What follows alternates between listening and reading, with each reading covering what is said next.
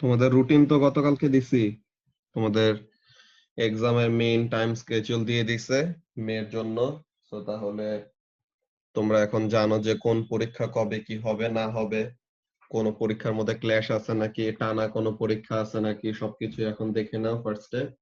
তাহলে যেন তোমাদের মক গুলি যখন দিবা, মনে করো দুইটা সাবজেক্টের এরকম ক্ল্যাশ আছে, এরকম ট্রাই করবা যে ওই দুইটা সাবজেক্টের মক একসাথে দেওয়ার এরকম একটা প্র্যাকটিস করতে, যে এই সাবজেক্ট দিয়ে দেন এই সাবজেক্টের মক দিবা, তখন ওরকম একটা প্র্যাকটিস হবে যে অ্যাকচুয়ালি মেইন এক্সামের সময় আসসালামু যখন, আলাইকুম ভাই। ওয়ালাইকুম আসসালাম, যখন নাকি একই সাথে দুইটা পরীক্ষা দেওয়া লাগবে তো তখন কিভাবে কি হ্যান্ডেল করবো এটা প্র্যাকটিস হবে। ওকে, আচ্ছা। সো আমরা ইউনিট 5 এর আজকে সেকেন্ড টপিক নিয়ে ডিসকাস করব, নিউক্লিয়ার ডিকে আর নিউক্লিয়ার ফিজিক্স, যেটাই বলো। আমার তো ভাই তিনটা সাবজেক্ট একসাথে পড়ছে টানা, মানে হ্যাঁ, ওটা পরের পরের দিন আর কি। ম্যাথস পরে, কেমিস্ট্রি পরে, ফিজিক্স। ওটা তো পরের দিন পড়ছে। তোমাদের সিনিয়রদের তো ওরা তো একই দিনেও দুইটা পরীক্ষা দিছে। ভাইয়া। ওয়ালাইকুম আসসালাম। এই যে রাফি ফাইয়াজ ওদের অ্যাকাউন্টিং ছিল তো, ফিজিক্স ইউনিট 1 এর দিন, কেমিস্ট্রি ইউনিট কি বলে, ফিজিক্স ইউনিট 1 এর দিন অ্যাকাউন্টিং ইউনিট 1 পড়ছে। তো প্রথমে 3 ঘন্টা অ্যাকাউন্টিং পরীক্ষা দিছে, এরপরে ফিজিক্স ইউনিট 1 পরীক্ষা দিছে। এমন টাইপের তেমন অনেক ক্লাস এরকম পড়বেই, এগুলো আসলে করার কিছু নাই। সো এখন তোমাদের নিজেদের ওরকম প্র্যাকটিসটা করে ফেলতে হবে আগে থেকে, যে অ্যাকচুয়ালি তোমরা যে প্রিপারেশনটা নিবা মেইন এক্সামের জন্য। অ্যাকচুয়ালি তো তোমাদের এ লেভেলসটা আনফরচুনেটলি দেওয়া হয় নাই, এএসটা। এর জন্য তোমাদের একটু প্রবলেম হবে এ টুতে। হঠাৎ করে যখন এই ধাক্কাটা খাবো, এটা খুবই বাজে হয় আর কি। নরমালি এএস এই সবার একটা ডাউন টু আর্থ নেমে আসে, যে ও লেভেলস এত ভালো রেজাল্ট করে আকাশে উঠতে থাকে, দেন এএসএই ফার্স্ট খারাপ রেজাল্টটা করে, তখন অ্যাকচুয়ালি রিয়েলিটিটা বুঝে যে এ লেভেলস আসলে ও লেভেলস থেকে কত টাফ। কিন্তু তোমরা তো প্রেডিক্টেড গ্রেডস এ সবাই এত ভালো ভালো মার্কস পেয়ে গেছো, তো এখনো বুঝতেছো না আসলে এ লেভেলস এ মার্কস পাওয়া কত কষ্ট। ওকে, সো তাহলে আমরা এখন ডিসকাশন শুরু করি নিউক্লিয়ার ফিজিক্স নিয়ে, যে এটা বেসিক্যালি আমাদের রেডিও অ্যাক্টিভিটি। ওকে, যে রেডিও অ্যাক্টিভ ডিকে নিয়ে আমরা কথা বলবো। তো first of all, radio activity ব্যাপারটা কি ছিল ফারিয়া? মনে আছে ও লেভেলস এর পড়া? ও লেভেলস এর রেডিও অ্যাক্টিভিটি কি পড়ছিলা? দেখি কি মনে আছে তোমার। ওই যে একটা, হ্যাঁ না মনে নেই, কোন একটা অ্যাটমের থেকে কোন সার্টেন পার্টিকেলস, না না না ওইটা না, আমার জাস্ট গ্যামা রেডিয়েশন মনে আছে। আর হ্যাঁ, জাস্ট গ্যামা রেডিয়েশনই মনে আছে, আর এক্স আচ্ছা রেজ। আচ্ছা, ঠিক আছে ঠিক আছে, সমস্যা নেই। তো এখন এটা মনে আছে, ভালো কথা। তো এখন বেসিক্যালি যে কোন একটা সার্টেন আইসোটোপ রেডিও অ্যাক্টিভ কেন হবে, তার মধ্যে কি এমন ডিফারেন্স আছে অন্য, যে কার্বন 14 আর কার্বন 12, ডিফারেন্স কি? Carbon 14 radioactive, carbon 12 unstable nucleus. Stable. Unstable nucleus, কেন একটা নিউক্লিয়াস আনস্টেবল হয়? ওই যে নাম্বার অফ প্রোটনস আর নাম্বার অফ নিউট্রনস এর কারণে, যদি ওইটা Exactly, ঠিক মতো এইটাই না হয়, ব্যালেন্স না হয়। এই জিনিসটাই, যে আমাদের প্রোটন আর নিউট্রন নাম্বারের একটা ইকুইলিব্রিয়াম থাকে, ওই ইকুইলিব্রিয়ামটা যখনই ডিস্টর্ট হয়ে যাবে তখনই সে আর স্টেবল থাকতে পারবে না। তো যে কোনো জিনিস যে স্টেবল না, সে কি হইতে চাবে? স্টেবল হইতে চাবে। তো স্টেবল হওয়ার জন্য সে কি করবে? যে কাজ করা লাগে। সো এখন সে স্টেবল না মানে কি, ব্যাপারটা হলো এরকম, যে এটা তোমাদেরকে পার্টিকেল ফিজিক্স এর ওখানে সময় বলছিলাম, বাট এটা নিউক্লিয়ার ফিজিক্স এর একদম কোর প্রিন্সিপাল, যে একটা নিউক্লিয়াস কেন আনস্টেবল হয়। ব্যাপারটা খেয়াল করো ফারিয়া, নিউক্লিয়াসের মধ্যে কি থাকে বলো তো? প্রোটনস আর নিউট্রনস। প্রোটনস থাকে, নিউট্রনস থাকে, ভেরি গুড। এখন প্রোটনের চার্জ কি, নিউট্রনের চার্জ কি? প্রোটনের চার্জ +1, নিউট্রনের কোনো চার্জ নাই। তো প্রোটন হলো পজিটিভ, অ্যাকচুয়াল চার্জ তো +1.6 × 10⁻⁻19। সো প্রোটন পজিটিভলি চার্জ আর নিউট্রন হলো নিউট্রাল। ওকে, ভালো কথা। তো এখন নিউক্লিয়াস এত ছোট একটা জিনিস, এত ছোট একটা জায়গার মধ্যে, এই যে প্রোটন, নিউক্লিয়াসের মধ্যে হাইড্রোজেন ছাড়া অন্যগুলা জিনিসের কি আছে? মোর দ্যান ওয়ান প্রোটন আছে না?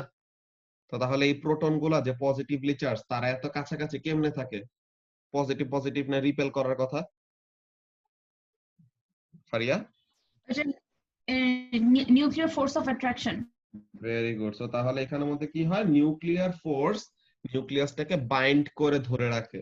ওকে, সো তাহলে এখানে এই কনসেপ্টটা আমাদের নিউক্লিয়ার ফিজিক্সে খুবই ভালো মতো আসবে। নিউক্লিয়ার বাইন্ডিং এনার্জির ব্যাপারটা ওগুলো আমরা পড়বো, আজকে না, এটা আমরা পরে পড়বো। আজকে জাস্ট আমরা ব্যাকগ্রাউন্ড ইনফরমেশন গুলি নিয়ে কথাবার্তা বলে রাখবো আর কি, কোনটা কি হবে না হবে। তো এখন যেটা বললাম কি হয়েছে, একটা নিউক্লিয়াসের মধ্যে প্রোটনগুলি নিজেদেরকে রিপেল করে নিউক্লিয়াসটাকে ভেঙে ফেলা ট্রাই করবে। ওকে, সো একটা নিউক্লিয়াস, ফার্স্ট একটা অ্যাটমি যদি আঁকি, this is the nucleus of the atom, then এই হলো ইলেকট্রনের শেল গুলা, এই হলো ইলেকট্রনিক শেল। ওকে, সো এখন এই নিউক্লিয়াসের মধ্যে প্রোটন আছে, নিউট্রন আছে।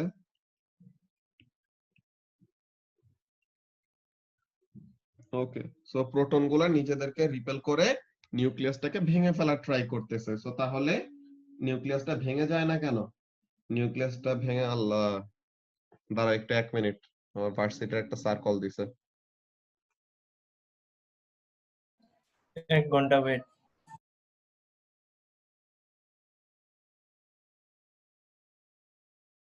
ওকে, কথা বলা শেষ। So, এখন কি তোমরা শুনতে পাচ্ছ? জি ভাইয়া। আচ্ছা, ঠিক আছে। সো তাহলে যেই ব্যাপারটা নিয়ে আমরা কথা বলতেছিলাম যে নিউক্লিয়ারের স্টেবিলিটি নিয়ে, একটা নিউক্লিয়াস স্টেবল কখন থাকবে, আনস্টেবল কখন হবে, এইসব ব্যাপার নিয়ে আমরা কথা বলতেছিলাম। ওকে, সো এখন ফারিয়া যেটা বললো যে এখানের মধ্যে electric force of repulsion between the protons, যে electric force of repulsion is trying to rip the nucleus apart. So in order to avoid that, nuclear force নামের একটা ফোর্স কি করে, নিউক্লিয়াসটাকে ধরে রাখে। এখন যদি এই দুইটা ফোর্সের মধ্যে ইনইকুইলিব্রিয়ামে চলে আসে, ঠিক আছে, এই দুইটা ফোর্স যতক্ষণ ইকুইলিব্রিয়ামে আছে ততক্ষণ পর্যন্ত তো স্টেবল, কিন্তু একটা ফোর্স বেশি একটা ফোর্স কম হয়ে গেলে তখন কি হবে, তখন there will be an imbalance. তো এখন এই ইমব্যালেন্সটা ক্রিয়েট হলে তখন আমরা কি বলবো, দ্য নিউক্লিয়াস ইজ আনস্টেবল। তো ফারিয়া, এখন এখানের মধ্যে ইমব্যালেন্সটা কেন ক্রিয়েট হয়েছে? Due to an excess of one type of force, নাকি? হ্যাঁ। তো একটা টাইপ অফ ফোর্স বেশি মানে ওই টাইপ অফ এনার্জিটা বেশি। So what it will try to do, it will try to get rid of the excess energy that it has. Okay, তার যে এক্সেস যে এনার্জিটা আছে, সে তার এই এক্সেস এনার্জিটা কি করে ফেলতে চাবে, ছেড়ে দিতে চাবে। সো এই যে সে এনার্জিটা ছেড়ে দেয়, it releases the energy in the form of radiation. And এই রেডিয়েশন গুলা কতগুলা হলো আয়োনাইজিং, এর জন্য ওগুলাকে আমরা কি বলতাম, আয়োনাইজিং রেডিয়েশন বলতাম, হুইচ ওয়্যার আলফা, বেটা এন্ড গামা। বুঝতে পারছো ফারিয়া, মনে পড়ছে এখন? হ্যাঁ, এবার মনে পড়ছে। ওকে, সো আলফা, বেটা, গামা এইসব ব্যাপারগুলো ছিল। এখন আমরা একটা ডায়াগ্রাম দেখবো, এটা ও লেভেলসে আমার কাছে যারা পড়ছো তারা অলরেডি জানো এনজেড ডায়াগ্রামের কথা। সো এই এনজেড ডায়াগ্রামটা ড্র করব আমরা।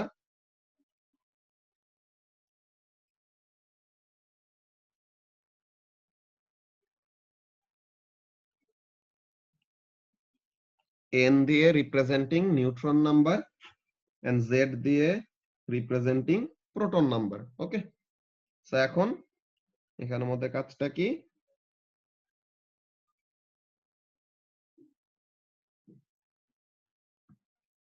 দেয়ার is a stability band. Okay, এই জিনিসটা কি, যে ব্লু কালার দিয়ে যে জিনিসটা ড্র করলাম, this is a stability band. ব্যাপারটা কেমন, যে তুমি যে কোন একটা র্যান্ডম আইসোটোপ নিলা, আর যে কোন একটা অ্যাটম নিলা, এখন এই অ্যাটমের তুমি কি করবা, আচ্ছা চ্যাটে কি লিখছে, হ্যাঁ, proton, neutron, nuclear strong nuclear ফোর্সটা নিউক্লিয়াসটাকে ধরে রাখে, আর উইক নিউক্লিয়ার ফোর্সের কাহিনী আমাদের রেডিও অ্যাক্টিভিটির রিলিজের সময়, বুঝছো, যখন আমাদের উইক নিউক্লিয়ার ফোর্সের জন্য আমাদের নিউট্রিনোর কনভার্সন, এইসব কয়টা জিনিস হয়। উইক নিউক্লিয়ার ফোর্সের ব্যাপার আমাদের এত ব্রড ওয়েতে নাই এ লেভেলসে, ঠিক আছে অর্বিতা? তো ভাইয়া উইক নিউক্লিয়ার ফোর্সটা কি রেডিওঅ্যাক্টিভ ডিকে করায়? হ্যাঁ, ও আচ্ছা। আচ্ছা, সো তাহলে এখানের মধ্যে আমাদের কাজটা কি, যে স্টেবিলিটি ব্যান্ডটা যে আমরা ড্র করলাম, এটা কেমন, তুমি র্যান্ডমলি যে কোনো একটা আইসোটোপ নিলা, সাপোজ ইউ টুক কার্বন 12, তো এখন কার্বন 12 এ 6টা প্রোটন 6টা নিউট্রন, সো এটা প্লট করলে পরে this falls within the stability band. So তাহলে কি carbon 12 is a stable isotope, so তাহলে সে রেডিওঅ্যাক্টিভ হবে না।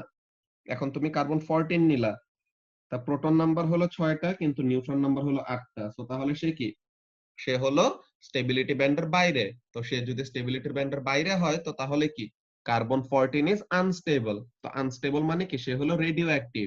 তো তাহলে সে কি করবে, রেডিও অ্যাক্টিভিটি কে আন্ডারগো করবে in order to become stable. যে যারাই স্টেবিলিটি ব্যান্ডের বাইরে তারাই কি করতে চাবে, they will want to get back to the stability band.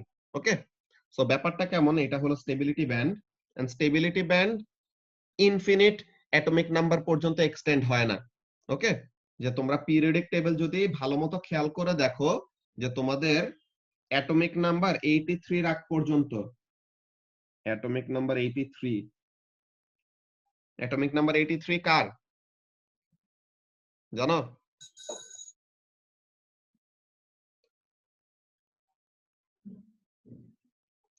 Two atomic number তো লেডের, 83 বিসমাথ না, বিসমাথই তো হওয়ার কথা। ওকে, তো তাহলে এটা ব্যাপার না, এটা তোমাদের যারা নাকি পাবলিক ইউনিভার্সিটিতে পরীক্ষা দিবা তারা খুবই ইন্টারেস্টিং কয়েকটা ব্যাপার ফেস করবা, তখন একটু কান্নাকাটি করবা আর কি, বুঝছো ফারিয়া? পাবলিক ইউনিভার্সিটিতে পরীক্ষা দিতে সময় কি করতে হয় জানো? কি করতে হয় ভাইয়া? তোমাদেরকে পিরিয়ডিক টেবিল দিবে না। ওকে, what you will have to do, you will have to সব মুখস্থ you will করবো? have to memorize the whole periodic table with mass and atomic numbers up to 3rd decimal place. Holy shit. ইয়া আল্লাহ, ঠিক আছে, you will have to memorize the whole periodic table, একদম ওই lanthanide actinide series ওইসব সহ। তোমার এগুলো মনে কেন ছিল? এটা তখন জাস্ট পরীক্ষার জন্য ধুমায় মুখস্থ করছিলাম, কিছু করার নাই। ইনফরমেশন দিবে না তো আমি কি কোশ্চেন ছেড়ে আসবো নাকি? আচ্ছা, স্টেবিলিটি ব্যান্ডের পার্টটা কি বলো, বুঝি নাই ফারিয়া? তুমি কি বাই এনি চান্স তোমার হাতে লিখে নিয়ে গেছিলা? না না, আর মাথায় কিছু তো থাকে, এত তো ডাম্প না।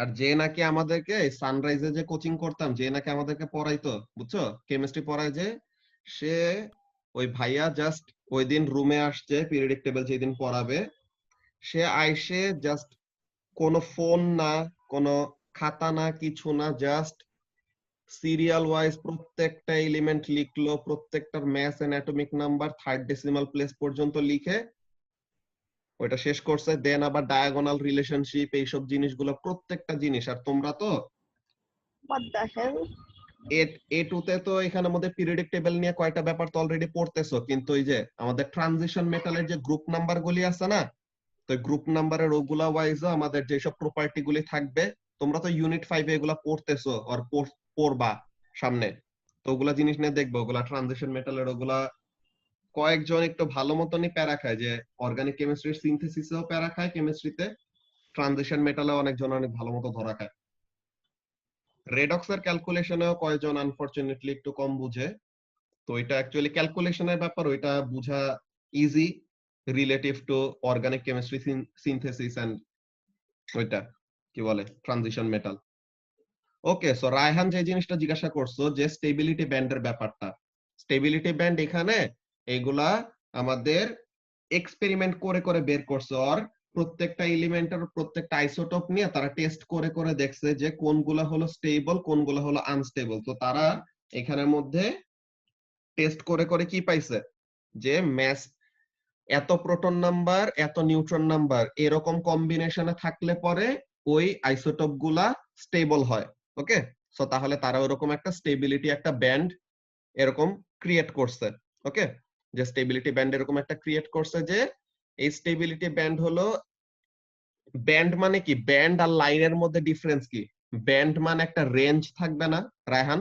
তো তাহলে এখানের মধ্যে there is a certain range, যে এত প্রোটন নাম্বারের জন্য এত নিউট্রন নাম্বার অ্যাপ্লিকেবল। যে এই যে দেখো, এটা দেখলেও বোঝা যায় যে এত প্রোটন নাম্বারের জন্য এই নিউট্রন নাম্বার গুলার মধ্যে যে কোনো একটা থাকলেই সে কি হইতে পারবে, স্টেবল হইতে পারবে। এই নিউট্রনের থেকে বেশি নিউট্রন থাকলে পরেও আনস্টেবল, কম নিউট্রন থাকলে পরেও আনস্টেবল। ওকে, সো ব্যাপারটা হলো এরকম। এন্ড এখানের মধ্যে কাজটা কি, এখানের মধ্যে কাজটা হলো যে তোমার স্টেবিলিটি ব্যান্ডটা অ্যাটমিক নাম্বার 83 এর আগ পর্যন্ত। when you exceed atomic number 83, তুমি যদি ভালো কোনো পিরিয়ডিক টেবিল দেখো, ডিটেইলড যে পিরিয়ডিক টেবিল গুলি থাকে রেডিওঅ্যাক্টিভ আইসোটোপ ঠিকমতো সিগনিফাই করা, you will never find any element with atomic number greater than 83 which is non radioactive. Atomic number 83 এর থেকে বেশি যত কিছু পাবা প্রত্যেকটাই দেখবা যে রেডিও অ্যাক্টিভ। ঠিক আছে, যে ব্যাপারটা এটা আমরা গুগল করে এরকম দেখতে পারি।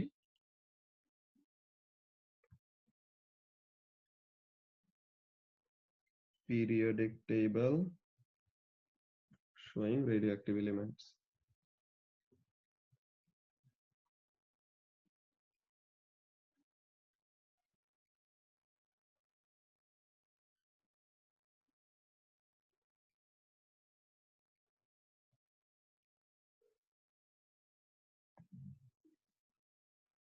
এই যে এখানের মধ্যে দেখো জাস্ট অ্যাটমিক নাম্বার 83 এর মধ্যে দুইটা এক্সেপশন আছে, একটা হলো প্রমিথিয়াম আর একটা হলো টেকনিশিয়াম। যে প্রমিথিয়াম আর টেকনিশিয়াম তাদের atomic number less than 83 but still radio active.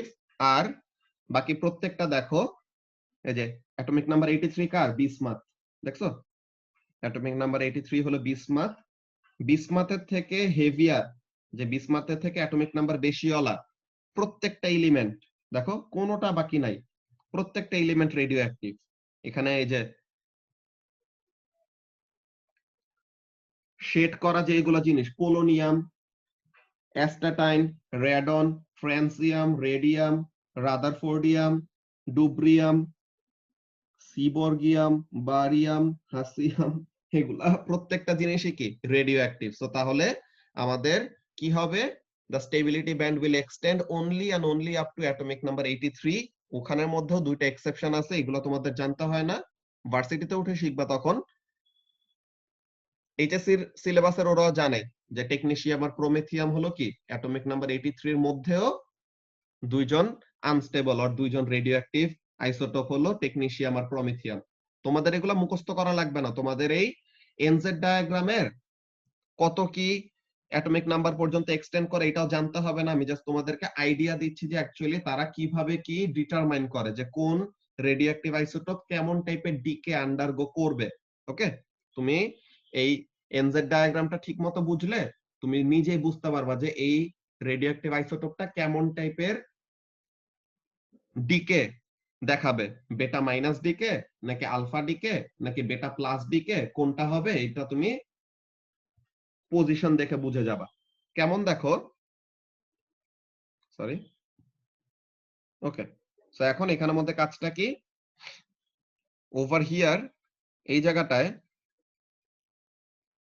এই জায়গাটায় ব্যাপারটা বলো তো কি হচ্ছে Faria, neutron number greater than atomic number নাকি neutron number less than atomic number? Greater. Greater. So তাহলে নিউট্রন বেশি দেখে সে হলো আনস্টেবল নাকি? হ্যাঁ, তো তাহলে সে কি করতে চাবে, তার নিউট্রনটাকে কমাইতে চাবে আর প্রোটন নাম্বারকে বাড়াইতে চাবে, তাই তো? হ্যাঁ। তো এমন টাইপের ডিকে কি পড়ছিলা, n stands for Rufaida, n stands for neutron number, z stands for proton number। লিখে দেই, নিউট্রন নাম্বার, এটা nz ভাইয়ের নামে না, ঠিক আছে, এটা নিউট্রন নাম্বার আর প্রোটন নাম্বার। আচ্ছা, সো ফারিয়া কি যেন বলতেছিলা, কেমন টাইপের neutron decay? Neutron decay, yes এটা করে, কিন্তু আরো নিউট্রন ডিকেতে কি হয় তুমি দেখো তো কোনটা faster way? Alpha. Alpha. Alpha. না, আলফাতে দুইটা নিউট্রন যায়, ওখানে তো বাট প্রোটন প্রোটনও তো চলে যাবে। হ্যাঁ, হ্যাঁ, এখানে অ্যাকচুয়ালি বেটা মাইনাস ডিকে করে, নিউট্রন ডিকেও আছে, বেটা মাইনাস ডিকে করে। কেন দেখো, বেটা মাইনাস ডিকেতে কি হইতো মনে আছে, ও লেভেলস এর কনসেপ্টটা আবার রিক্যাপ করো, যে a neutron inside the nucleus transmutes into a proton and an electron. তো ওই ইলেকট্রনটাকে হাই স্পিডে বের করে দেয়, ওই ইলেকট্রনটাকেই তো আমরা বেটা মাইনাস পার্টিকেল বলতাম, তাই না? হ্যাঁ তো তাহলে ওখানে দেখো সে কিন্তু এক ঢিলে দুই পাখি মারতেছে, নিউট্রন নাম্বার কমাইলো, প্রোটন নাম্বার বাড়াইলো। তো তাহলে এটা কি ফাস্টার ওয়ে না in order two get back to the stability band? হ্যাঁ তো তাহলে যখন নাকি এরকম অবস্থা হবে, তো স্টেবিলিটি ব্যান্ডের উপরে থাকা এলিমেন্ট গুলা যখন নাকি প্লট করবো এন্ড প্লটিং পয়েন্টটা স্টেবিলিটি ব্যান্ডের উপরে পড়বে, সে কি আন্ডারগো করবে? বেটা মাইনাস ডিকে। বুঝতে পারছো? হ্যাঁ আর তাহলে নিচে থাকলে কি হবে? বেটা প্লাস বেটা প্লাস ডিকে। আর এই জিনিসটা তোমাদের ও লেভেলসে থাকতে সময় একটু খেয়াল করার কথা যে অ্যাটমিক নাম্বার গ্রেটার দেন 83 হইলেই সে চোখ বন্ধ করে আলফা ইমিটার। তুমি দেখো, তুমি ও লেভেলসের যতগুলা এক্সাম্পল দেখে আসছো, প্রত্যেকটার মধ্যে কি any element or any radioactive isotope with atomic number greater than 83 তার সবসময় আলফা ডিকে হয়েছে। বুঝছো? সে সবসময় কি করে? আলফা ডিকে দেয়। তো এখন এটা হলো স্টেবিলিটি ব্যান্ডটা নাকি, this is the stability band.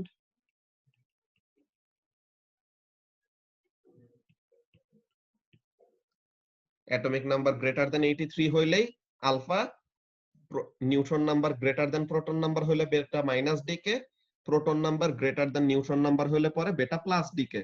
তো তাহলে গামা কোথায় ফারিয়া? গ্যামা কেন আসে? ওই তো গামা কোথায়? আই হ্যাভ নো আইডিয়া, এটা তো পুরো আনচার্জড। এখানে অ্যাকচুয়ালি গামা যে কোনো ডিকের সাথে অ্যাকম্পেনিং একটা রেডিয়েশন হিসেবে গামা বের হয়। বুঝছো?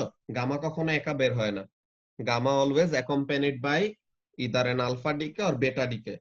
যে আলফা ডিকে করলো, সে এনার্জি রিলিজ করলো, বাট স্টিল তার যদি রেসিডুয়াল কোনো এনার্জি থেকে যায় which is making it unstable, so তখন সে ওই রেসিডুয়াল এনার্জিটাকে কি ফর্মে ছেড়ে দেয়? In the form of pure gamma radiation. which is gamma radiation.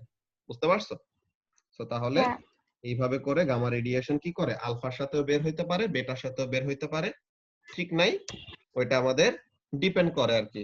ওকে, কয়েকটা পার্টিকেল মানে যে গ্যামা সোর্স গুলো আছে ওগুলো কি গ্যামা বাদে আরো সব রেডিয়েশন ওগুলো এমিট করে? হ্যাঁ, গামা ছাড়াও ওখানে বেটাও এমিট করে। যে টেকনিশিয়ামের যে ইয়ে পড়ছো না, যে টেকনিশিয়াম 99M, তো ওখানের মধ্যে ওইটা গামা এমিটার, তো ওখানের মধ্যে তার সাথে বেটাও ছাড়ে সে। ওকে বুঝলাম। আচ্ছা, তো তাহলে এইগুলা জিনিস ছিল আমাদের আলফা বেটা গামা কখন কি রিলিজ করবে বা না করবে, এটা ও লেভেল স্যার আমরা হালকা একটা রিক্যাপ করে নিলাম। দেন কখন নিউক্লিয়াস স্টেবল থাকবে, কখন নিউক্লিয়াস আনস্টেবল হবে, এইসব ব্যাপারগুলো আমরা দেখলাম। ওকে, দ্যাটস ভেরি গুড। এখন রেডিও অ্যাক্টিভিটি ডিসকভার করছে কে? ফারহান?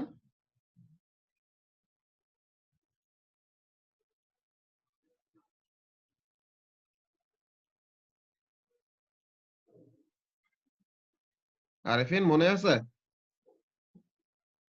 জি ভাইয়া। হ্যাঁ, বলছিলে কিচ্ছু আমাকে? হ্যাঁ, বলছি যে রেডিও অ্যাক্টিভিটি কে ডিসকভার করছে?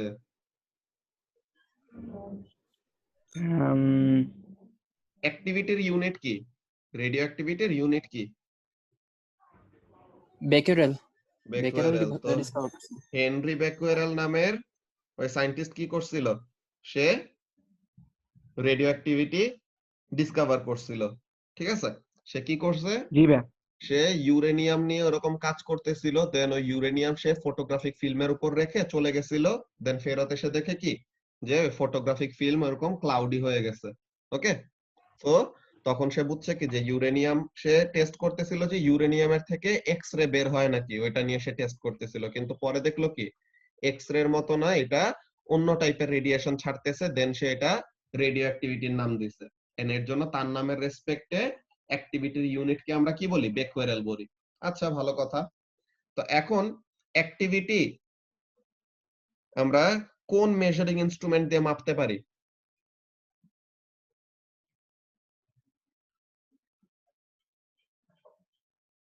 অ্যাক্টিভিটি মেজার করার মেজারিং ইনস্ট্রুমেন্টের নাম কি?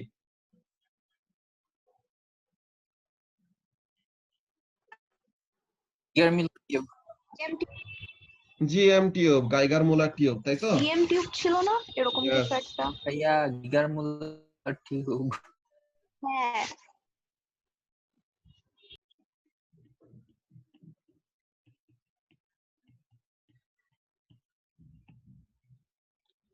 সো তাহলে এই টিউব দিয়ে আমরা কি করতে পারি?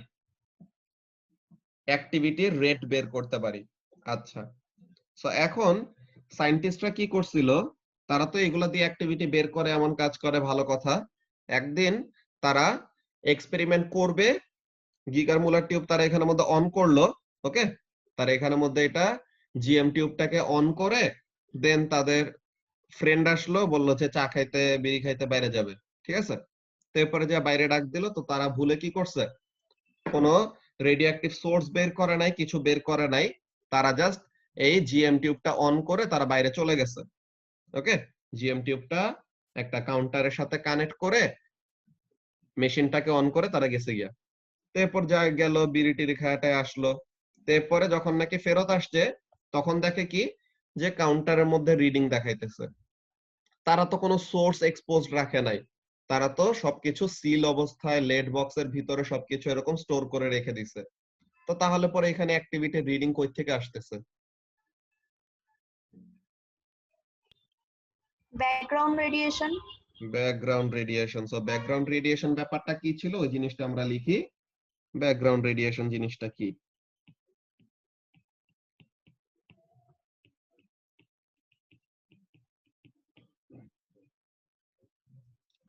It is the activity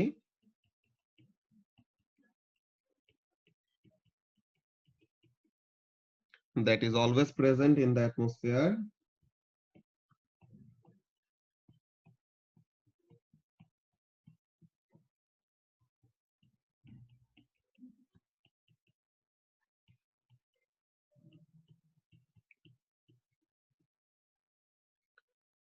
তো তাহলে এটার জন্য কি করতে হবে, যখন নাকি আমরা এক্সপেরিমেন্ট করব, তখন আমাদের কি করতে হবে? We will have to do corrections about it, right?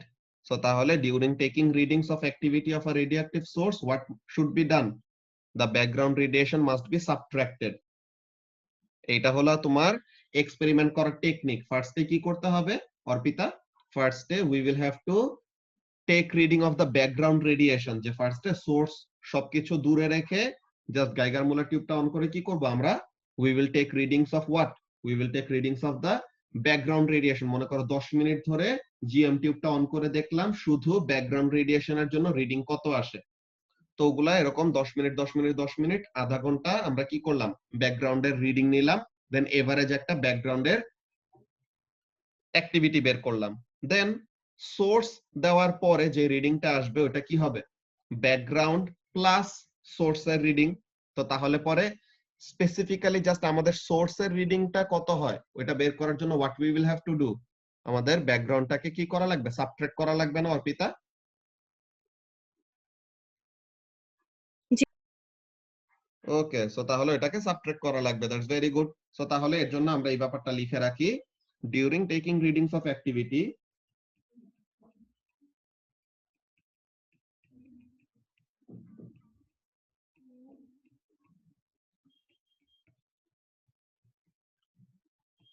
of a radioactive source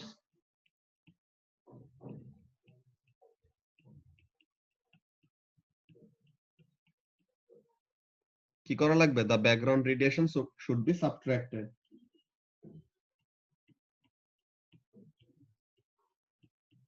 The background radiation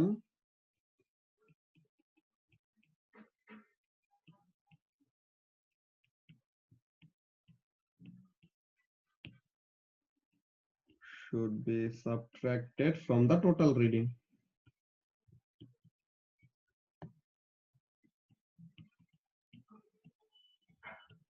So তাহলে this is how we will deal with what? This is how we will deal with background radiation. আচ্ছা, ভালো কথা। এখন এই জিনিসটা কে বলবা? মারিয়া। মারিয়া বলো, ও লেভেলসে থাকতে সময় তো এই জিনিসটা পড়ছিলাম, মনে আছে? যে radio active decay is dash and dash. কি কি ছিল?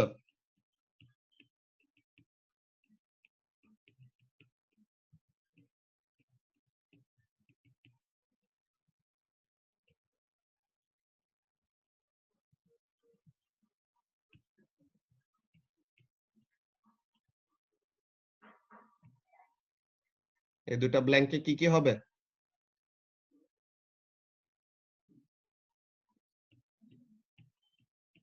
র্যান্ডম আর স্পন্টেনিয়াস। ঠিক আছে? রেডিওঅ্যাক্টিভ ডিকে কি? Radioactive decay is random and spontaneous. আচ্ছা, সো এখন রুফায়দা বলো তো র্যান্ডম মানে কি?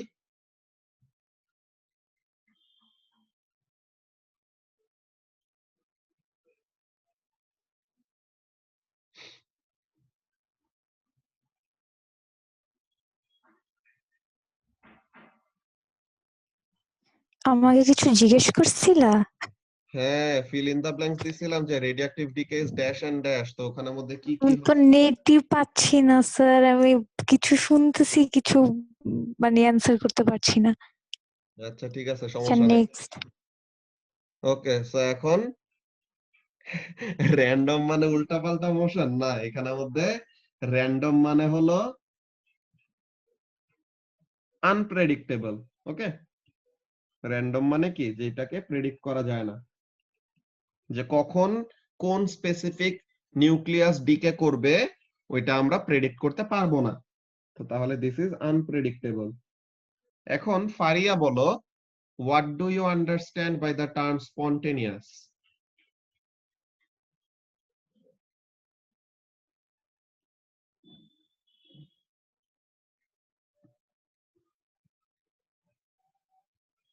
আচ্ছা, ফারিয়ার মনে হয় কানেকশন চলে গেছে। Continuously in motion, no. এই অ্যানসারটা আমি জানি, তোমাদের কাছ থেকে এই অ্যানসারটাই আসে। এর জন্য আমি আমার স্টুডেন্টদেরকে ও লেভেলসে থাকতে সময় এটা ডেফিনেশন একদম বারবার বারবার করে জিজ্ঞাসা এভারেজ। না, বারবার করে মাথায় দিয়ে দেই, তাহলে যেন তোমাদের এ লেভেলসে মাথায় যেটা থাকে। নিজে নিজে হয়। এক্সিলেন্ট, যেটা নিজে নিজে হয়। Thank you. ইয়েও ঠিক মতো বলছে মোহাইমিন, যে বাইরের ভাইয়া, থেকে কোনো এনার্জি দেওয়া লাগে না। তো তাহলে স্পন্টেনিয়াস মানে কি? Something that occurs by itself. Occurs by itself, যেটা কি no need for external energy. ঠিক আছে? সে আপনা আপনি হয়। সো স্পন্টেনিয়াস মানে হলো something that occurs by itself, আর র্যান্ডম মানে হলো এটা হলো আনপ্রেডিক্টেবল, যে কখন কোনটা ডিকে করবে এটা আমরা শিওরলি বলতে পারবো না। ঠিক আছে? তো এখন এটা হলো আমাদের রেডিও অ্যাক্টিভিটির নেচার কি? সে হলো র্যান্ডম আর স্পন্টেনিয়াস, মানে সে হলো আনপ্রেডিক্টেবল এন্ড আপনা আপনি হয়। ওকে, সো এই ব্যাপারটা আমরা পড়ছিলাম যে সে হলো র্যান্ডম এন্ড স্পন্টেনিয়াস। কিন্তু রেডিও অ্যাক্টিভিটির একটা ব্যাপারে আমাদের একটা আইডিয়া আছে। রেডিও অ্যাক্টিভিটি, এটা তোমাদের কেমিস্ট্রিতে ইউনিট 4 এর শুরুতেই তোমরা পড়ছো।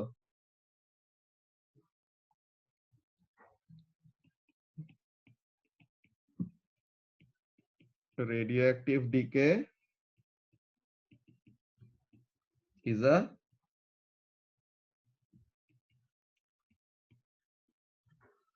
first order reaction. Okay, radioactive decay কেমন রিঅ্যাকশন? ফার্স্ট অর্ডার রিঅ্যাকশন, মানে কি এক্সপোনেনশিয়ালি ডিকে করে। ঠিক আছে? ফার্স্ট অর্ডার রিঅ্যাকশন বলতে আমরা কি বুঝাইতেছি? Is an exponential decay.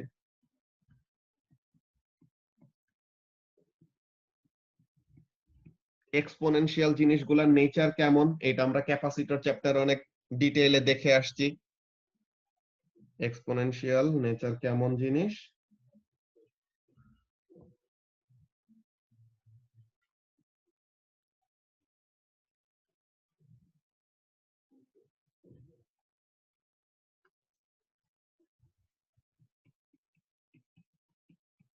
Y অ্যাক্সিসে activity R x অ্যাক্সিসে হলো টাইম।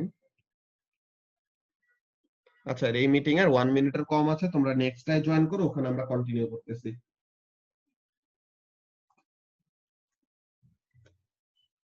ওকে, সো তাহলে যেই ব্যাপারটা আমরা বলতেছিলাম যে রেডিওঅ্যাক্টিভ ডিকে হলো র্যান্ডম এন্ড স্পন্টেনিয়াস, আর রেডিওঅ্যাক্টিভ ডিকে কি, এটা হলো আমাদের একটা ফার্স্ট অর্ডার রিঅ্যাকশন, মানে এক্সপোনেনশিয়ালি ডিকে করে। What does that mean? Exponential decay আমাদের একটা স্পেশালিটি আছে। স্পেশালিটিটা কি? No matter what the starting value is, হ্যাঁ, স্টার্টিং ভ্যালু যাই হোক না কেন, it will always take the same amount of time for the initial value to become half. Okay, যে অলওয়েজ আমাদের ইনিশিয়াল ভ্যালু অর্ধেক হইতে সেম অ্যামাউন্ট অফ টাইম নেয়। তো তাহলে এখানের মধ্যে আমাদের গ্রাফের শেপটা এরকম আসে।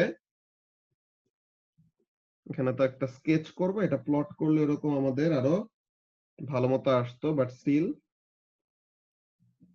এক্সপোনেনশিয়াল ডিকে অ্যাকচুয়ালি আমাদের এমন টাইপের একটা কার্ভ আসে। ওকে, সো এখানের মধ্যে কাজটা কিভাবে করতেছে, let's see. So this is the initial activity. So initial অ্যাক্টিভিটির অর্ধেকটা কোথায়? এখানে মিড পয়েন্টে।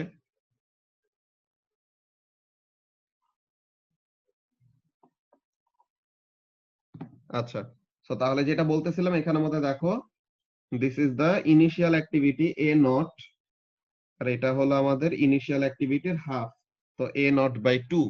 ওকে, তো তাহলে এ নট বাই 2 এ নামতে কতটুকু সময় লাগলো?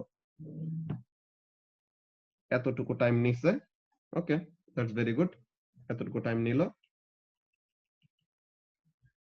সো ইনিশিয়াল অ্যাক্টিভিটি অর্ধেক হইতে এই টাইমটা নিছে, তো এই টাইমটাকে আমরা কি বলি? হাফ লাইফ বলি না? এরপরে এ নট বাই 2 হলো এটা, সো তাহলে এ নট বাই 4 কি হবে? এটার mid point. So this is a naught by 4। So তাহলে হোয়াট উইল হ্যাপেন? এরকম। তো তাহলে এখানের মধ্যে একটা ব্যাপার খেয়াল করো, এই যে টাইম, যে এ নট থেকে এ নট বাই 2 তে নামতে যে টাইমটা লাগছে, this is t half or half life. A naught by 2 থেকে এ নট বাই 4 এ নামতে যে টাইমটা লাগছে, এই টাইমটাও কি প্রথমটার সাথে একদম ইকুয়াল, রাফলি ইকুয়াল। স্কেচ করছি তো, তো একটু এদিক ওদিক হবে, but I have tried to keep it the same.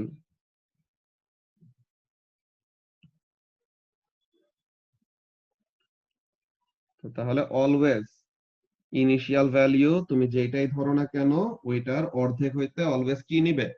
Equal amount of time নেবে। So this is the nature of exponential decay. Okay, so exponential ডিকের নেচার কেমন? No matter what the starting value is, it will always take equal amount of time to decrease by half. ওকে, তো এখন ব্যাপারটা কেমন, এটা যদি তুমি কেমিস্ট্রির টার্মে এক্সপ্লেইন করতে চাও ফারিয়া, ব্যাপারটা কি হয়? তোমার রিঅ্যাকট্যান্টের কনসেন্ট্রেশন যত বেশি, রেট অফ রিঅ্যাকশন তত বেশি। রিঅ্যাকট্যান্টের কনসেন্ট্রেশন যত কমতে থাকবে, রেট অফ রিঅ্যাকশনও তত কমে যাবে, because there are lesser number of particles available to react with one another, তাই না? হ্যাঁ, তো তাহলে এখানের মধ্যে কি, প্রথমে রিঅ্যাকট্যান্টের কনসেন্ট্রেশন বেশি, সো তাহলে প্রথমে রেট অফ রিঅ্যাকশন অনেক বেশি, যে অনেক তাড়াতাড়ি রিঅ্যাকট্যান্টের থেকে প্রোডাক্টে কনভার্ট হয়ে যাচ্ছে। কিন্তু এখন যখন নাকি রিঅ্যাকট্যান্টের কনসেন্ট্রেশন কমে গেল, because most of the reactant goat converted into products, so তাহলে রিমেইনিং রিঅ্যাকট্যান্ট কম, so তাদের মধ্যে রেট অফ রিঅ্যাকশনটাও কি হয়ে যাবে? ওরকম ভাবে কমে যাবে। কমে যাবে। তাদের কি থাকতেছে? রিঅ্যাকট্যান্টের কনসেন্ট্রেশন হাফ হইতে always equal amount of time নিতেছে। ওকে, তো এটা হলো মেইন ব্যাপার। সো এখন এখানের মধ্যে আমরা হাফ লাইফের যদি ডেফিনেশনটা বলি, what was the definition of half life? Half-life of a radioactive isotope is the average time taken for the half of any sample of the isotope to decay. Something we say. Okay, Thank you. তাহলে এটা কি জিনিস, half লাইফটা কি? It is the average time taken, it is the average time taken for the initial activity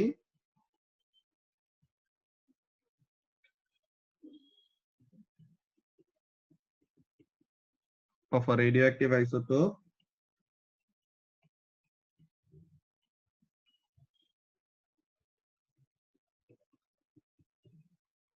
to decrease by half.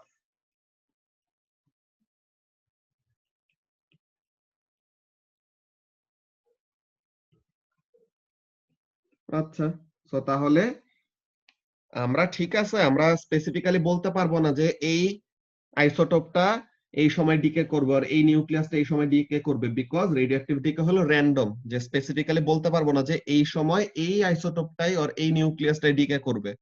ওকে, কিন্তু আমরা একটা ব্যাপার শিওরলি বলতে পারি যে তার ইনিশিয়ালি আর তার কারেন্টলি যত অ্যাক্টিভিটি আছে, যে পার সেকেন্ডে এতগুলো আইসোটোপ ডিকে করতেছে, এই টাইমের পরে তার remaining number of particle will become half.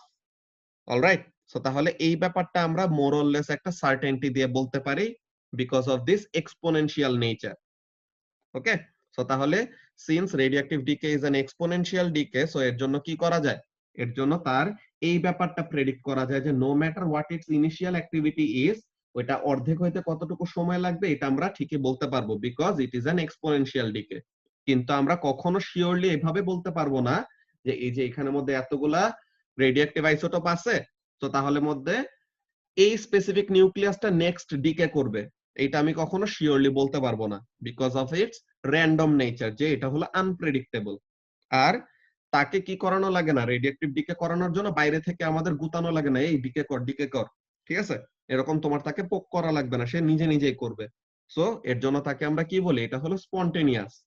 কিন্তু ফিশন রিঅ্যাকশন যে পড়ে আসছো ও লেভেলসে, ফিশন রিঅ্যাকশনের জন্য কি লাগতো, একটা ইনপুট পার্টিকেল লাগতো না, নিউট্রন দেওয়া লাগতো না, যে uranium 235 had to absorb a slow moving neutron, তাহলে যেন ফিশন রিঅ্যাকশন হয়। সো তাহলে কি ওইটা স্পন্টেনিয়াস রিঅ্যাকশন না, ওইটার জন্য কি লাগে, একটা ইনপুট পার্টিকেল লাগে। কিন্তু রেডিওঅ্যাক্টিভ ডিকে ইজ স্পন্টেনিয়াস, মানে তার জন্য কোনো ইনপুট পার্টিকেল লাগবে না, সে আপনা আপনি হয়। অলরাইট, সো এরকম টাইপের কনসেপ্টের ব্যাপারগুলো আমাদের মাথায় রাখা লাগবে যে কোন সময় কি হচ্ছে। আচ্ছা, এখন এতক্ষণ পর্যন্ত আমরা যা যা পড়ে আসছে সবই কিন্তু আসলে ও লেভেলস এর পড়া, কোনো কিছু আমরা নতুন পড়ি নাই। আমরা এখন নতুন একটা জিনিস পড়বো অ্যাক্টিভিটি নিয়ে। ওকে, আমরা অ্যাক্টিভিটি নিয়ে একটা নতুন জিনিস পড়বো, ওই জিনিসটা দেখি। ফার্স্ট অফ অল, অ্যাক্টিভিটিটা কি?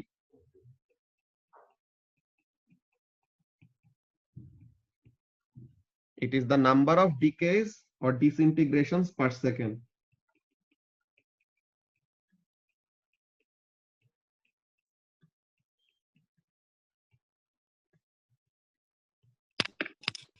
or rate of decay. হ্যাঁ, rate of decay, decays or disintegration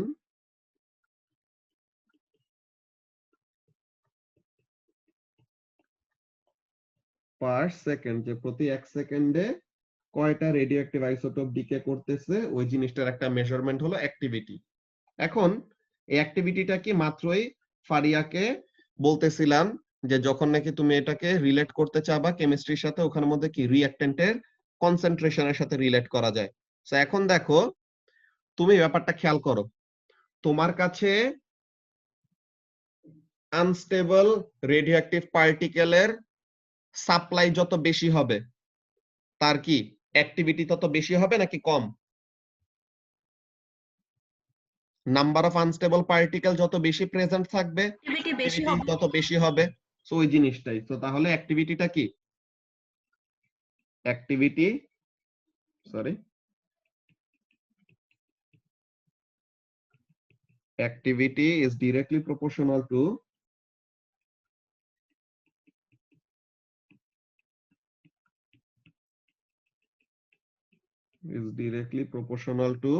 the number of হ্যাঁ, একটু এর আগের জিনিসগুলো দেখাতে পারবে? আমি ঠিক করে দেখতে পারি না নেটের কারণে।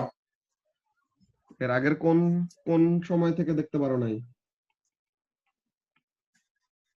ভাইয়া হাফ লাইফের পরে কি তুমি গ্রাফটা এক্সপ্লেন করছিলা, মানে গ্রাফ না, আঁকাইছিলা কোনো? গ্রাফের পরে হাফ লাইফের কথা বলছি, এরপরে ও জাস্ট আচ্ছা, অ্যাক্টিভিটি ডেফিনিশন দিছি। ও ওকে।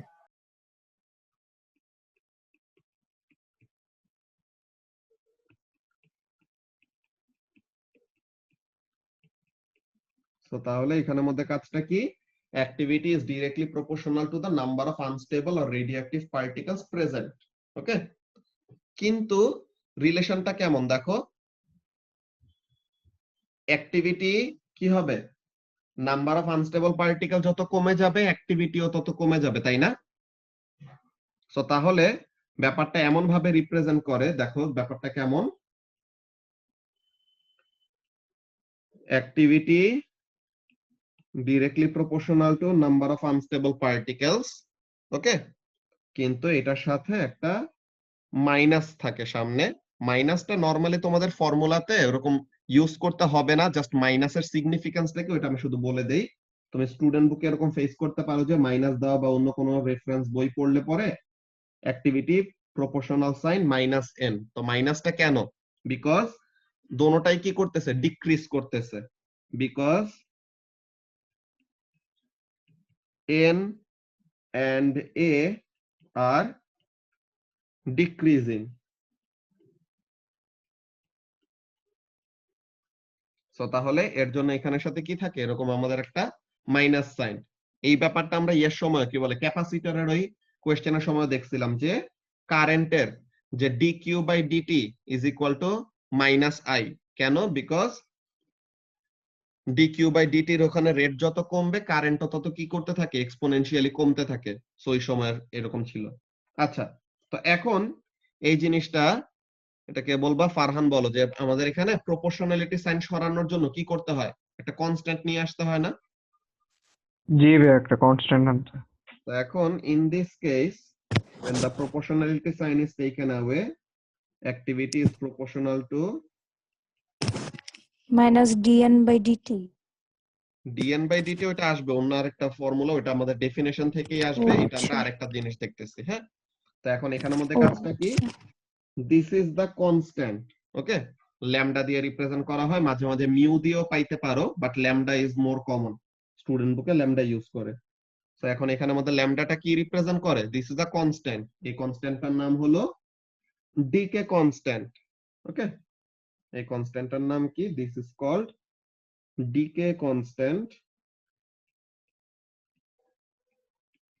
ডিকে কনস্ট্যান্ট কি করে, ইট represents the probability of decay,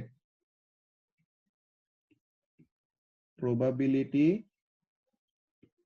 of a কি বলে probability per second, sorry, probability per second that a radioactive nucleus will decay.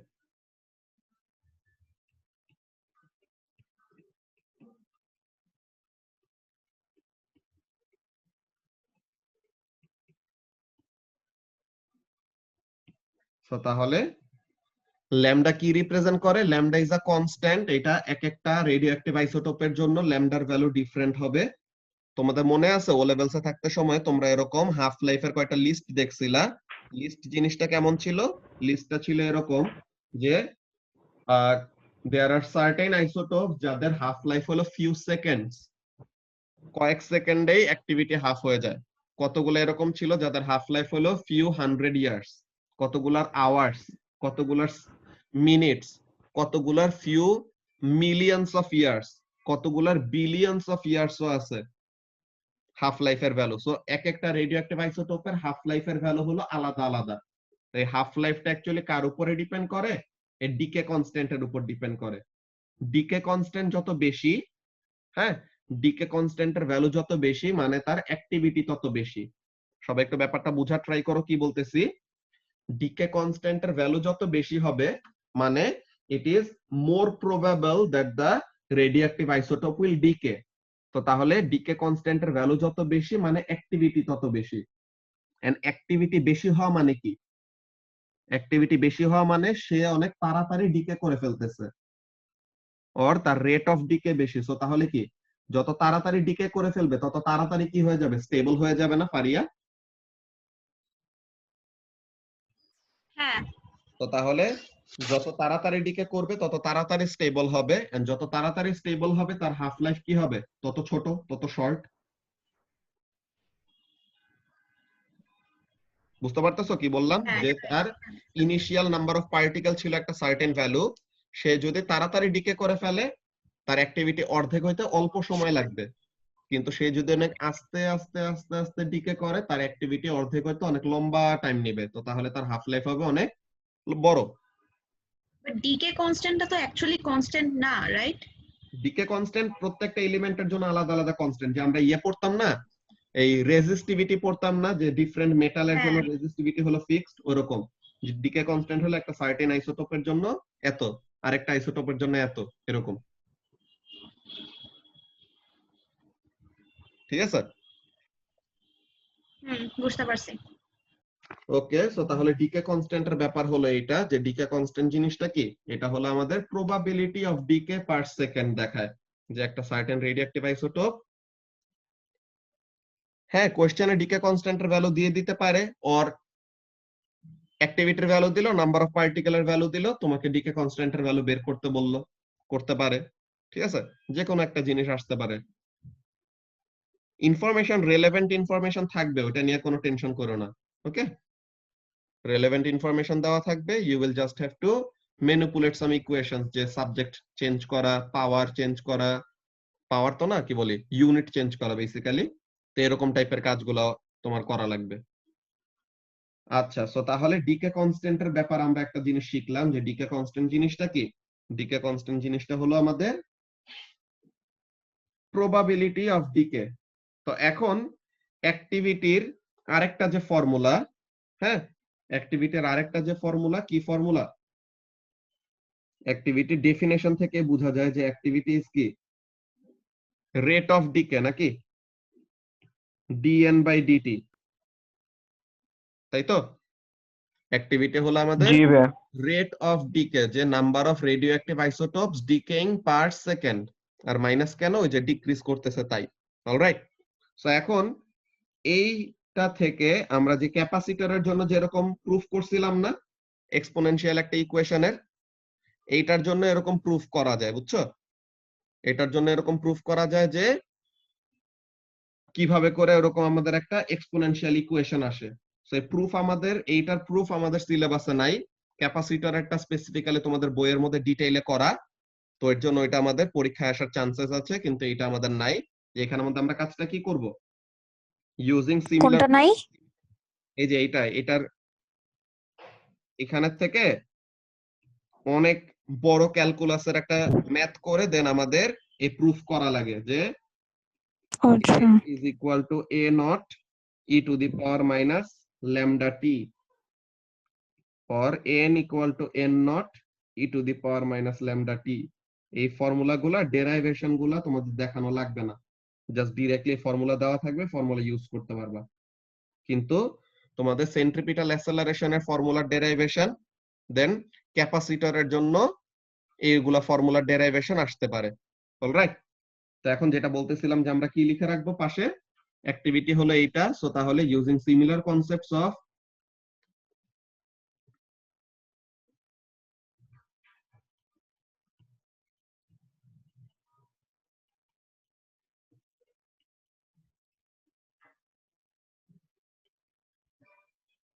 of a discharging capacitor,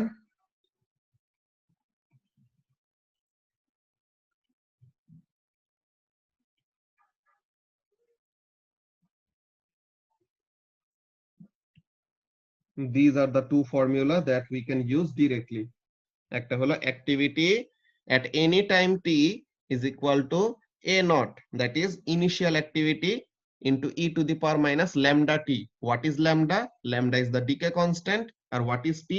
T is the amount of time passed। তোমাদের মনে আছে ও লেভেলসে থাকতে সময় তোমরা যেমন টাইপের কোয়েশ্চেন গুলা পাইতা, একদম বাচ্চাদের কোয়েশ্চেন, কি করতো, যে তোমার এটা কোয়েশ্চেনটা ওখানের মধ্যে নিয়ে যায়, তাহলে পরে আরো বুঝতে ইজি হবে তোমাদের। কি বলতেছি আসলে।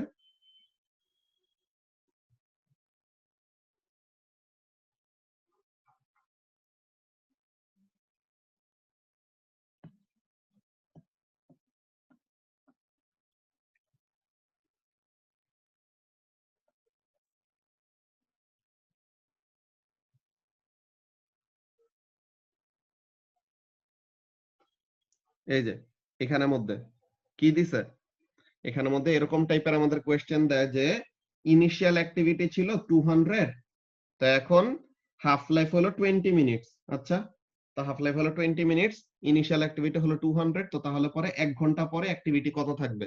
সো তাহলে একদম স্পেসিফিক্যালি হোল নাম্বার ভ্যালু পাইতাম আমরা যে 1 ঘন্টা হলো 60 মিনিট, তো তাহলে 3টা হাফ লাইফ পাস হবে। সো তাহলে 200 3 বার হাফ হবে, এরকম একদম ইজি। 200 হাফ করলে 100, আবার হাফ করলে 50, আবার হাফ করলে 25, সো অ্যানসার 25 এরকম পাইতাম। কিন্তু এইগুলা কোয়েশ্চেন তোমরা কতজন করছো অলরেডি ও লেভেলসে থাকতেই, তোমরা ভালো মতো খেয়াল করছো ব্যাপারগুলা যে কি। আচ্ছা, এরকম যদি আমাদেরকে না দিত, ডিরেক্টলি 1 আওয়ার না দিয়ে যদি এরকম বলতো যে 25 মিনিটসে অ্যাক্টিভিটি কত হবে, ওইটা কেমনে বের করব? 25 মিনিটে অ্যাক্টিভিটি কত হবে এটা বের করার তো আমাদের এখানে কোনো ওয়ে ছিল না। ও লেভেলস এর জন্য আমাদের কোনো ফর্মুলা শিখি নাই, কিন্তু এ লেভেলস এর জন্য আমরা যে এখন এই যে ফর্মুলা দুইটা দেখলাম যে a is equal to a naught e to the power minus lambda t, so এখন এখানে থেকে ফর এনি টাইম t, যে কোনো টাইম 2 মিনিট বলো, 2.75 মিনিট বলো, যেই টাইমে বলো না কেন, I can determine the activity. Okay, so তাহলে this is a very important thing, যেটা এখন এ লেভেলসে আমরা শিখতেছি যে ফর এনি র্যান্ডম টাইম, যে কোনো টাইম আমাদেরকে বলুক, আমরা তার জন্য কি করতে পারবো, we can determine the activity at that specific time. একদম এমন হইতে হবে না যে স্পেসিফিক্যালি এতগুলা হাফ লাইফ পাস হইছে এটা বলে দিতে হবে, আর একদম হোল নাম্বার এরকম ভ্যালু আসবে, নট নেসেসারি। আমরা যে কোনো টাইমের জন্য এখন কি করতে পারবো, we can easily determine the activity. কিভাবে, ওই জিনিসটা আমরা শিখবো। সো ফার্স্ট অফ অল এখানের মধ্যে কাজটা দেখি আমরা। Half life and, sorry screen শেয়ারটা বন্ধ হয়ে গেছে, অন করতেছি 1 মিনিট।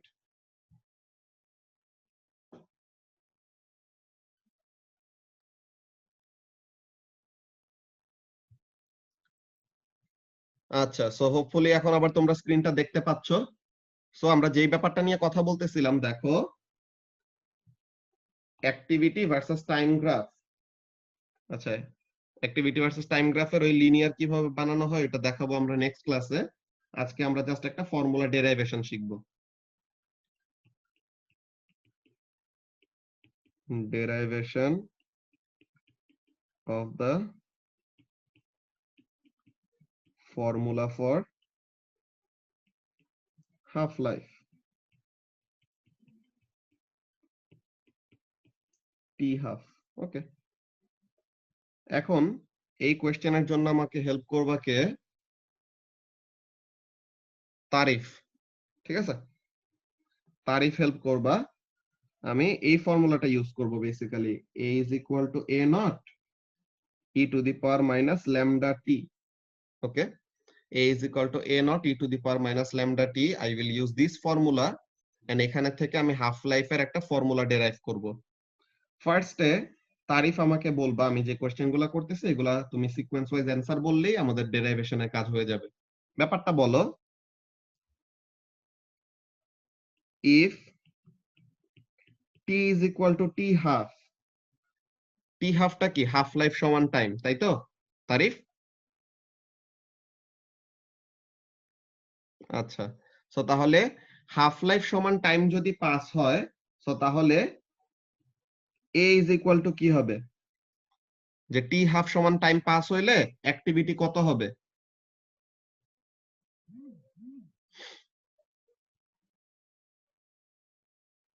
হাফ লাইফ পাস হইলে কি হয়, ইনিশিয়াল অ্যাক্টিভিটিটা অর্ধেক হয়ে যায় না, বলো তো তারিফ?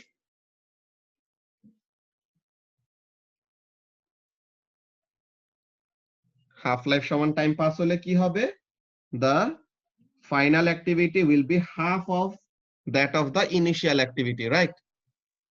নেটে প্রবলেম দিতেছে। আচ্ছা ঠিক আছে, সমস্যা নাই।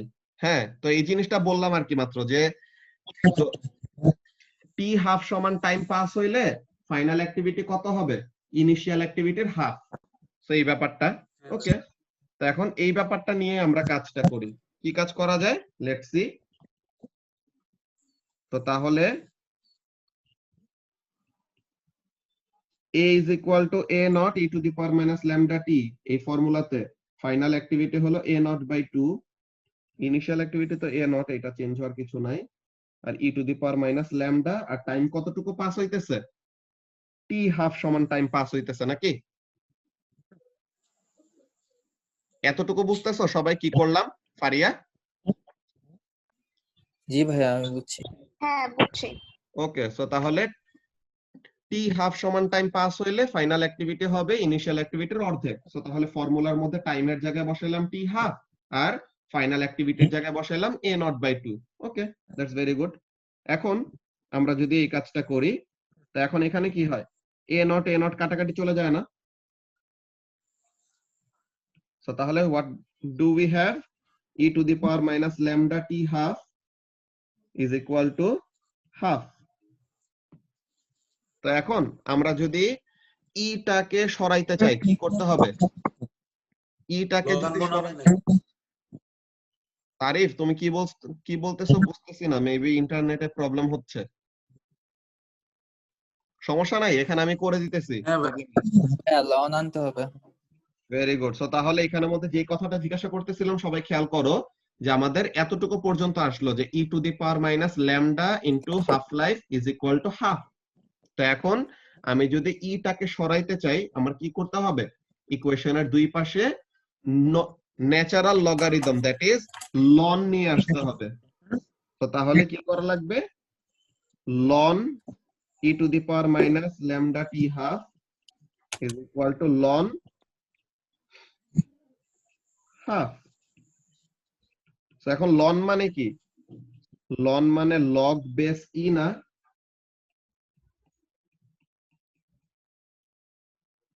এটা তো তোমরা জানো।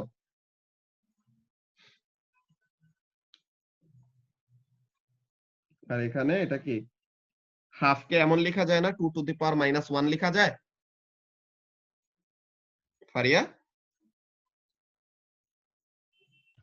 হ্যাঁ লেখা Okay, so তাহলে লগের বেস আর ইনডেক্স যদি সমান সমান হয়ে যায়, so তাহলে ওইটা মিলে কি হয়? 1 হবে। so তাহলে আমরা একটা লাইন বাড়ায় নেই, মাইনাস ল্যামডা টি হাফ, যে পাওয়ারে যেটা ছিল ওটা সামনে নিয়ে আসলাম, আর এখানে লগ ই বেস ই, আর এখানে হলো লন মাইনাস 1টা সামনে নিয়ে আসলাম, লন 2।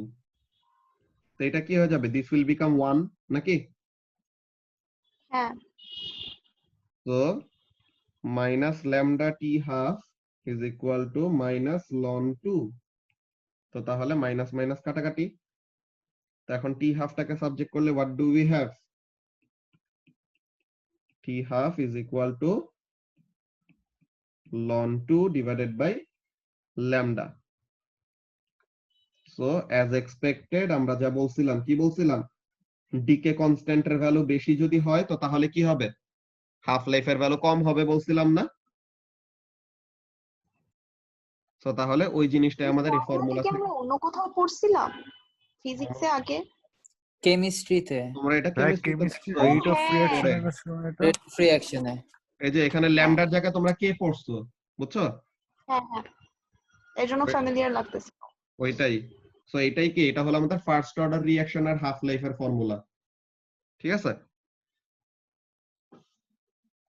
সো এটা হলো ফার্স্ট অর্ডার রিঅ্যাকশন আর হাফ লাইফের ফর্মুলা এরকম। So half life is equal to কি? ln 2 divided by lambda. তো দিস ইজ দ্য ফর্মুলা। তো এখন এগুলো ফর্মুলা ডেরিভেশন, কোনো কঠিন কিছু না, জাস্ট সিম্পলি কি করবা? এখানের মধ্যে a is equal to a naught e to the power minus lambda t। এখন হাফ লাইফ সমান টাইম যদি পাস হয়, ফাইনাল অ্যাক্টিভিটি হবে ইনিশিয়াল অ্যাক্টিভিটির অর্ধেক।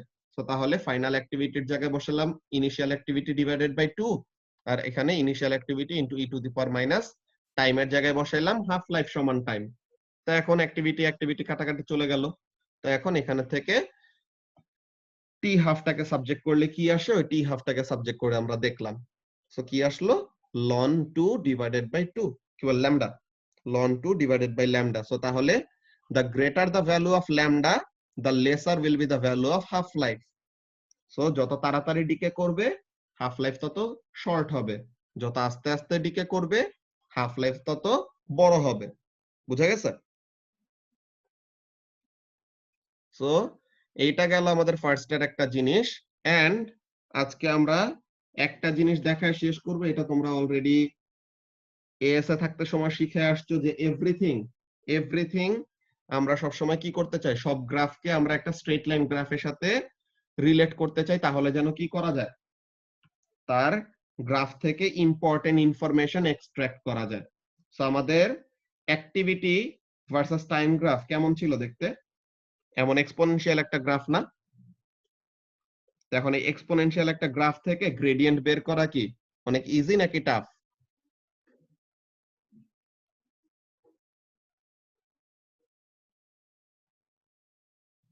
একটা কার্ভের গ্রেডিয়েন্ট বের করা ইজি নাকি একটা স্ট্রেট লাইনের গ্রেডিয়েন্ট বের করা ইজি?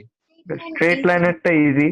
স্ট্রেট লাইনেরটা ইজি। তো তাহলে অ্যাক্টিভিটি ভার্সেস টাইম গ্রাফকে আমরা এই কার্ভ গ্রাফ থেকে আমরা একটা স্ট্রেট লাইন গ্রাফে কনভার্ট করতে চাই। So what we need to do, ওই জিনিসটা আমরা দেখব। So for straight line grasp,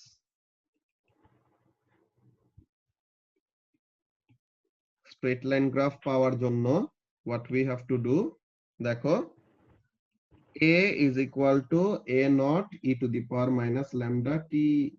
ওকে, তো এখন এই গ্রাফ আঁকলে পরে তো এমন হবে, অ্যাক্টিভিটি ভার্সেস টাইম গ্রাফ আঁকলে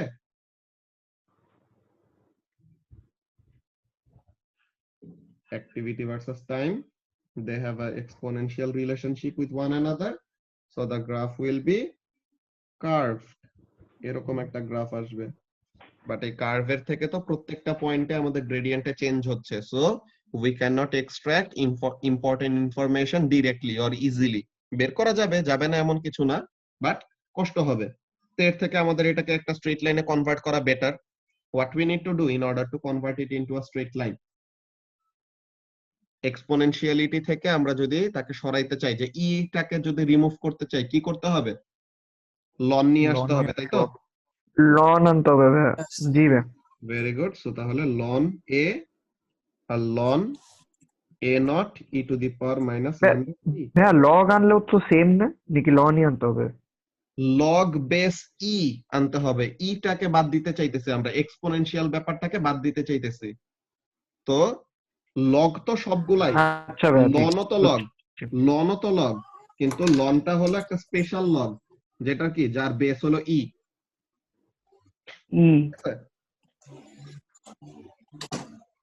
তো তাহলে এখানের মধ্যে কাজটা কি, ন্যাচারাল লগ আমরা আনলাম, ভালো কথা।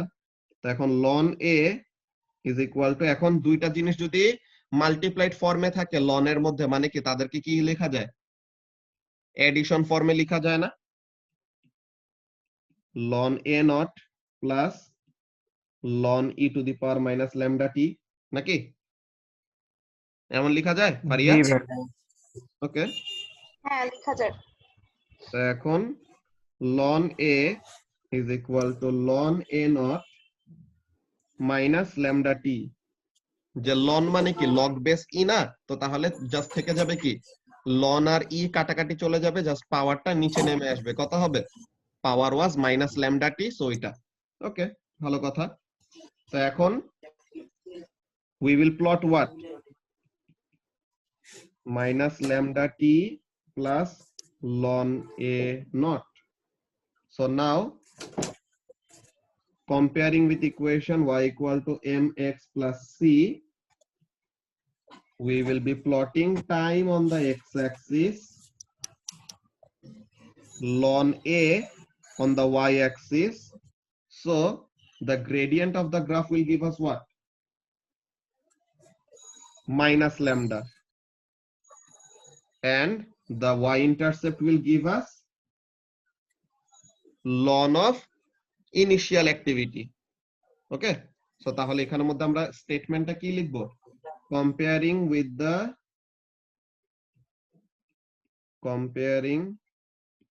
with the equation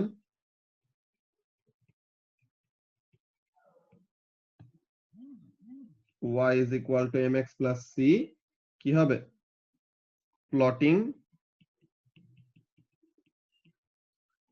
ln a on the y axis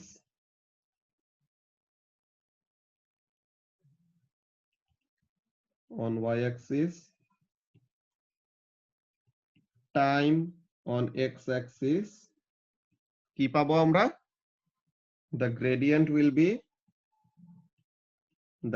will give us minus lambda R the y intercept কি দিবে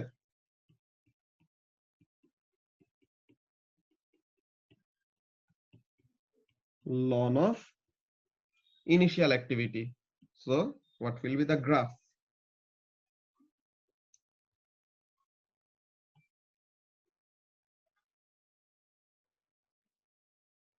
Y axis এ হলো ln a, x axis এ হলো time.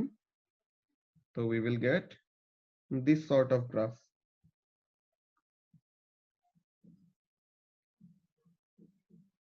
তো এটার y intercept কি দিচ্ছে ln a naught আর এটার gradient কি দিচ্ছে মাইনাস ল্যামডা বুঝতে পারছো কি বললাম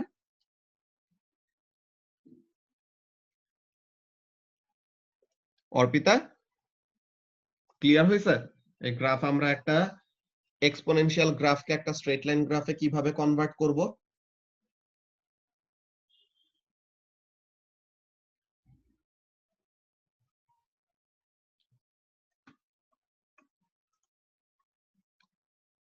জি ভাইয়া ক্লিয়ার। ওকে সো তাহলে আজকে আমরা এই জায়গায় শেষ করব ওকে তো এখন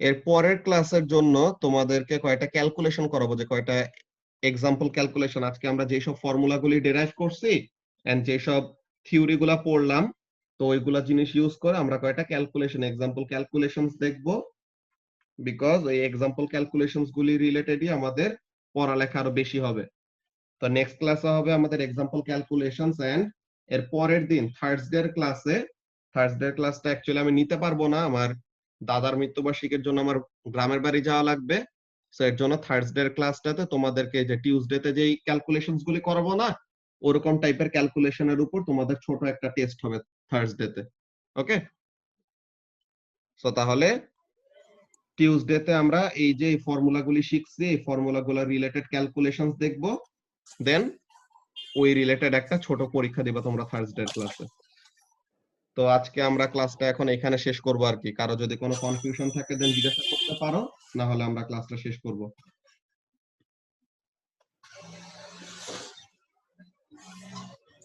নাই ভাইয়া কনফিউশন। ওকে দেন না ভাই আল্লাহ হাফেজ আল্লাহ হাফেজ। আল্লাহ হাফেজ